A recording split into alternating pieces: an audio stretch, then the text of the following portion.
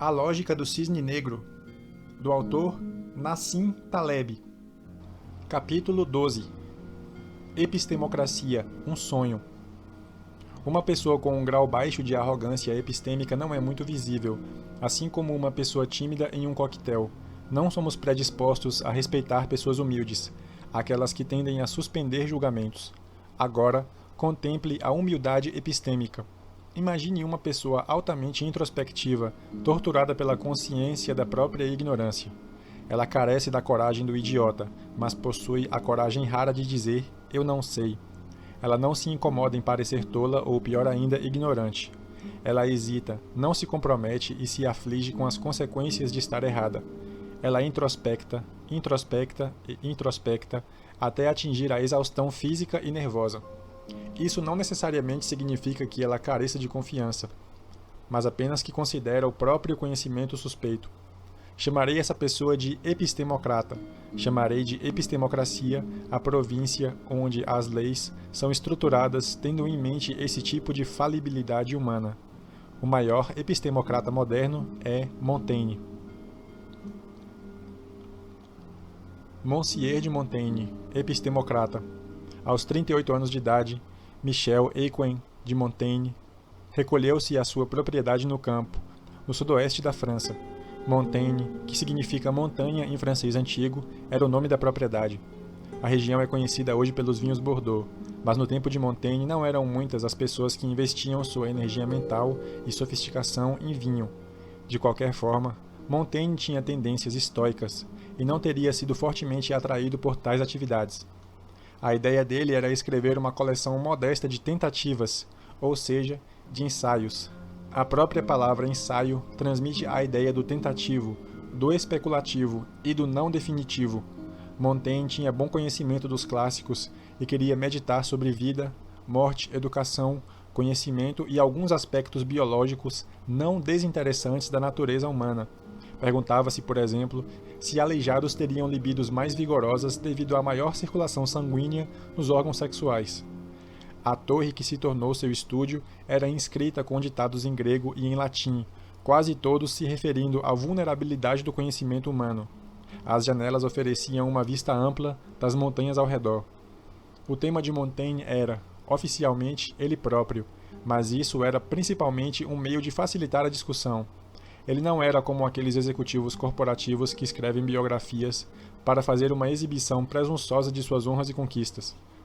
Ele estava interessado principalmente em descobrir coisas sobre si próprio, em fazer-nos descobrir coisas sobre ele e em apresentar questões que pudessem ser generalizadas para toda a raça humana. Entre as inscrições no estúdio havia uma observação do poeta latino Terêncio: Homo sum, humani a me nil alienum puto. Sou um homem, e nada humano me é estranho.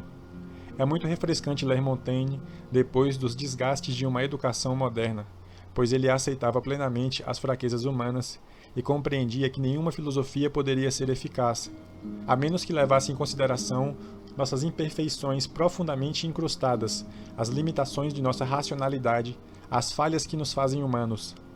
Não é que ele estivesse à frente de seu tempo, seria melhor dizer que os acadêmicos posteriores, que promoviam a racionalidade, estavam atrasados. Montaigne era um homem pensador e ruminante, e suas ideias não surgiam em seu estúdio tranquilo, e sim enquanto ele cavalgava. Saía em longas cavalgadas e retornava com ideias. Ele não era nenhum dos acadêmicos da Sorbonne, nem um homem de letras profissional, e não era essas duas coisas em dois planos. Primeiro era um realizador, fora magistrado, homem de negócios e prefeito de Bordeaux antes de se aposentar para refletir sobre a vida, e principalmente sobre o próprio conhecimento. Segundo, era antidogmático, um cético com charme, um escritor falível, descompromissado, pessoal e introspectivo, e principalmente, alguém que, na grande tradição clássica, desejava ser um homem. Caso tivesse vivido em um período diferente, Montaigne teria sido um cético empírico. Ele tinha tendências céticas da variedade pirrônica, era do tipo antidogmático como os sextos empíricos, particularmente na consciência da necessidade de se suspender julgamentos. Epistemocracia. Todos têm uma ideia de utopia. Para muitos, ela significa igualdade, justiça universal, liberdade da opressão, liberdade do trabalho. Para alguns pode ser a sociedade mais modesta, mas não mais atingível, com trens urbanos livres de advogados falando em telefones celulares. Para mim, utopia é uma epistemocracia, uma sociedade na qual qualquer pessoa em postos elevados é um epistemocrata, e onde epistemocratas conseguem ser eleitos.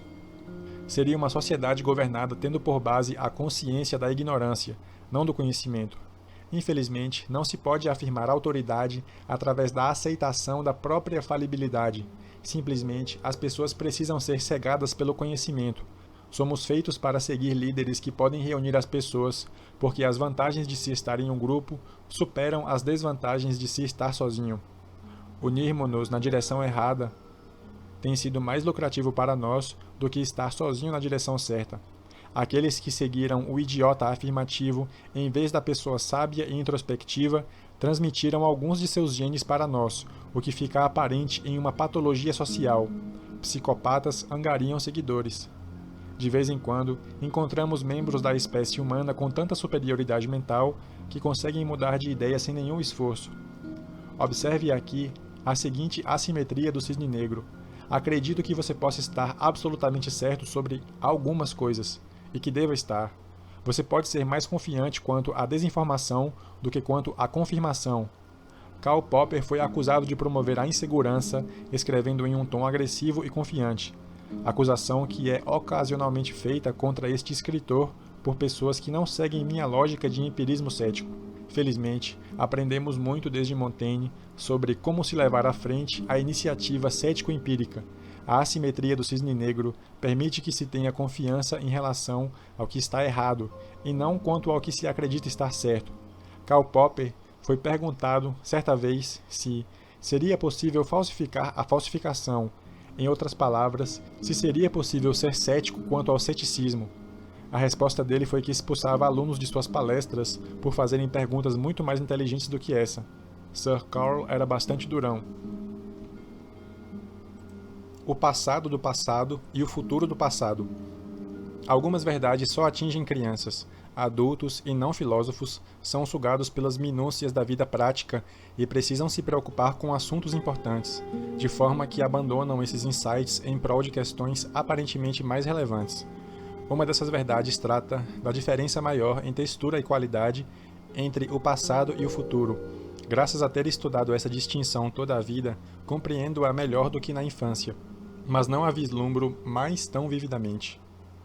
A única forma pela qual se pode imaginar um futuro parecido com o passado é pressupondo que será uma projeção exata do passado, portanto, previsível. Assim como você sabe com alguma extensão quando nasceu, também deveria saber com a mesma precisão quando morrerá. A ideia de futuro misturado com acaso, e não como uma extensão determinista de sua percepção do passado, é uma operação mental que sua mente não pode executar. O acaso é vago demais para que seja uma categoria por si só. Existe uma assimetria entre o passado e o futuro, e ela é sutil demais para que a compreendamos naturalmente. A primeira consequência dessa assimetria é que, nas mentes das pessoas, a relação entre passado e futuro não aprende com a relação entre o passado e o passado que o antecedeu. Existe um ponto cego. Quando pensamos no amanhã, não o enquadramos em termos do que pensamos ontem ou anteontem. Por causa desse defeito introspectivo, deixamos de aprender sobre a diferença entre nossas previsões passadas e os resultados subsequentes. Quando pensamos sobre o amanhã, simplesmente o projetamos como outro ontem. Esse pequeno ponto cego possui outras manifestações. Vá à jaula de primatas do Zoológico do Bronx, onde se pode ver nossos parentes próximos na feliz família dos primatas, vivendo as próprias vidas sociais movimentadas. Pode-se ver também montes de turistas rindo das caricaturas de humanos que os primatas inferiores representam. Agora imagine ser membro de uma espécie de nível mais alto. Por exemplo, um filósofo real, uma pessoa verdadeiramente sábia, muito mais sofisticado do que os primatas humanos. Você certamente riria das pessoas rindo dos primatas não humanos. Claramente, para aquelas pessoas que se divertem com os macacos, a ideia de um ser que olharia para elas com superioridade, da mesma forma que elas próprias olham com superioridade para os macacos, não pode surgir imediatamente em suas mentes. caso o fizesse, despertaria autocomiseração. Elas parariam de rir. Da mesma forma, um elemento no mecanismo através do qual a mente humana aprende, a partir do passado, faz com que acreditemos em soluções definitivas, mas sem considerar que aqueles que nos precederam também pensaram que tinham soluções definitivas. Rimos dos outros e não percebemos que alguém terá as mesmas justificativas para rir de nós algum dia não muito remoto. Tal percepção acarretaria na forma de pensamento recursiva, ou de segunda ordem, que mencionei no prólogo. Não somos bons nisso. O bloqueio mental em relação ao futuro ainda não foi investigado e rotulado pelos psicólogos, mas parece ser similar ao autismo. Alguns autistas podem possuir níveis altos de inteligência matemática ou técnica. Suas habilidades sociais são defeituosas, mas essa não é a raiz do problema. Pessoas autistas não conseguem se colocar na posição de outras pessoas. Não conseguem ver o mundo a partir de outros pontos de vista. Elas veem os outros como objetos inanimados, como máquinas, movidos por regras explícitas. Elas não conseguem realizar operações mentais simples como "ele sabe que eu não sei que sei", e é essa a incapacidade que impede suas habilidades sociais. Interessantemente, autistas, não obstante sua inteligência, também exibem uma incapacidade de compreender a incerteza. Assim como o autismo é chamado de cegueira mental, a inabilidade de pensar dinamicamente, de se posicionar em relação a um observador futuro, deveria ser chamada por nós de cegueira ao futuro. Predição, erros de predição e felicidade. Procurei na literatura sobre ciência cognitiva por alguma pesquisa sobre a cegueira ao futuro e não encontrei nada, mas na literatura sobre felicidade encontrei um exame de nossos erros crônicos em predições que nos tornarão felizes. Esse erro de predição funciona do seguinte modo: você está prestes a comprar um carro novo. Ele mudará sua vida, elevará seu status e transformará as viagens de ida e volta do trabalho em passeios. Ele é tão silencioso que mal se pode saber se o motor está ligado, de forma que você pode ouvir os noturnos de Rachmaninoff na estrada. O novo carro irá elevar você a um patamar de contentamento permanentemente elevado. As pessoas pensarão: "Ei, ele tem um carro muito legal", sempre que o virem, mas você esquece que também tinha as mesmas expectativas na última vez que comprou um carro. Você não espera que o efeito do novo carro venha a desvanecer finalmente e que você reverterá a condição inicial como fez na última vez. Algumas semanas depois de sair da concessionária dirigindo o carro novo, ele irá se tornar sem graça. Se você tivesse esperado por isso, provavelmente não teria comprado. Você está prestes a cometer um erro de predição que já cometeu antes. E, no entanto, custaria tão pouco introspectar. Psicólogos estudaram esse tipo de erro de predição em relação a eventos agradáveis e desagradáveis. Superestimamos os efeitos dos dois tipos de futuro em nossas vidas. Parecemos sofrer de um contratempo psicológico que faz com que façamos isso. Esse contratempo é chamado de utilidade antecipada por Danny Kahneman e de previsão afetiva por Dan Gilbert. O ponto não é tanto que tendemos a prever erroneamente a felicidade futura, é mais que não aprendemos recursivamente a partir de experiências passadas. Temos evidências de um bloqueio mental e de distorções na maneira que deixamos de aprender com erros passados, ao projetar o futuro de nossos estados afetivos. Superestimamos grosseiramente a duração do efeito de infortúnios em nossas vidas. Você pensa que a perda de sua fortuna ou de sua posição atual será devastadora, mas provavelmente está errado. É mais provável que você se adapte a qualquer coisa, como provavelmente fez depois de infortúnios passados. Você pode sentir uma pontada de dor, mas ela não será tão ruim quanto se espera. Esse tipo de erro de predição pode ter um propósito: motivar-nos a executar atos importantes, como comprar carros novos ou ficar rico, e evitar que corramos certos riscos desnecessários. Isso é parte de um problema mais geral. Nós, humanos, devemos enganar um pouco a nós mesmos ocasionalmente. Segundo a teoria da autonegação de Trivers, isso deveria nos orientar favoravelmente em direção ao futuro, mas a autoenganação não é uma característica desejável fora de seu domínio natural. Ela previne que corramos alguns riscos desnecessários. mas vimos no capítulo 6 como ela não cobre tão prontamente uma série de riscos modernos que não tememos por não serem vívidos, como riscos de investimento, perigos ambientais ou segurança a longo prazo. Helenos e as profecias reversas. Se seu trabalho é ser vidente, descrevendo o futuro a outros mortais menos privilegiados, você é julgado pelo mérito de suas previsões. Heleno, em A Ilíada, era um tipo diferente de vidente. Filho de Príamo e de Écuba, era o homem mais esperto no exército de Troia. Foi ele quem, sob tortura, disse aos arcádicos como capturariam Troia. Aparentemente, não previu que ele próprio seria capturado. Mas não era isso que o distinguia. Heleno, diferentemente de outros videntes, era capaz de prever o passado com grande precisão, sem que lhe dessem qualquer detalhe sobre o passado. Ele fazia previsões ao contrário. Nosso problema não é apenas que não sabemos o futuro, também não sabemos muito sobre o passado. Precisamos muito de alguém como Heleno se quisermos conhecer a história. Vejamos como. O derretimento do cubo de gelo. Considere o seguinte experimento mental que peguei emprestado de meus amigos Aaron Brown e Paul Wilmot. Operação 1. O derretimento do cubo de gelo. Imagine um cubo de gelo e considere como ele pode derreter nas próximas 2 horas enquanto você joga algumas rodadas de pôquer com os amigos. Tente vislumbrar o formato da poça de água resultante.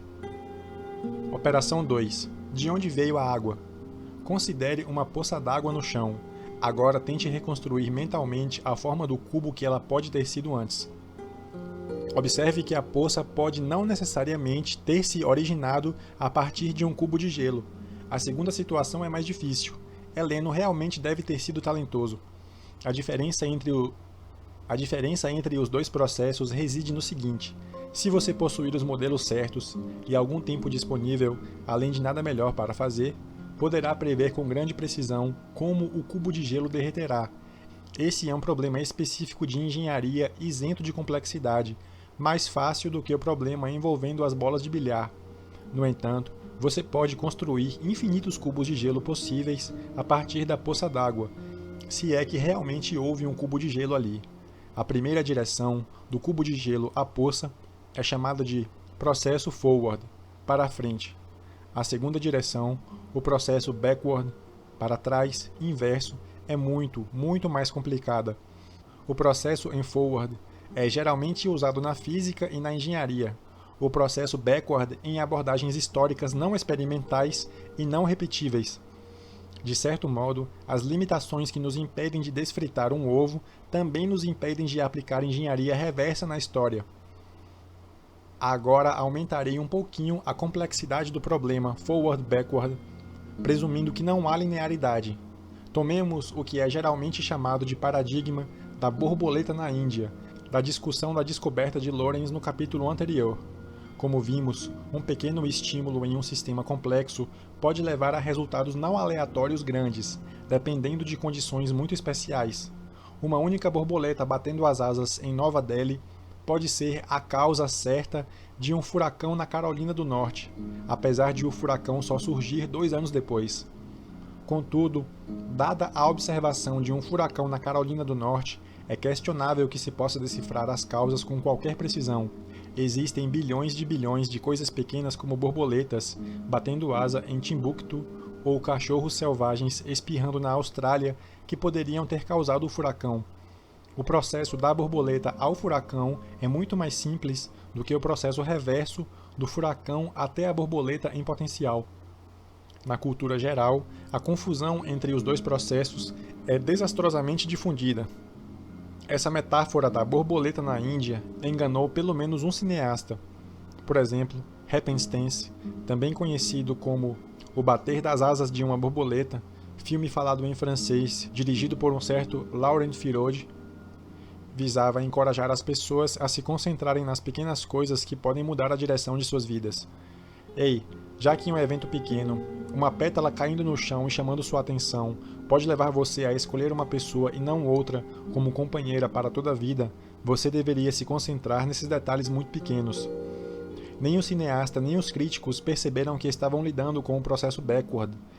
Existem trilhões dessas pequenas coisas no decorrer de um único dia, e examinar todas elas está além de nosso alcance.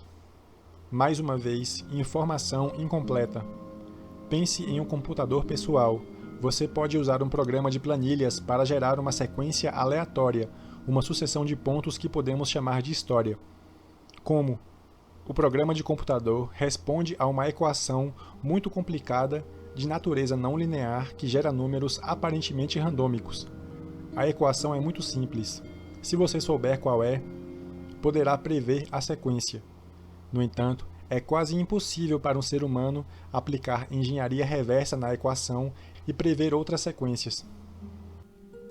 Estou falando sobre um programa de computador simples de uma linha, chamado de TentMap, gerando um punhado de pontos de dados, e não dos bilhões de eventos simultâneos que constituem a história real do mundo.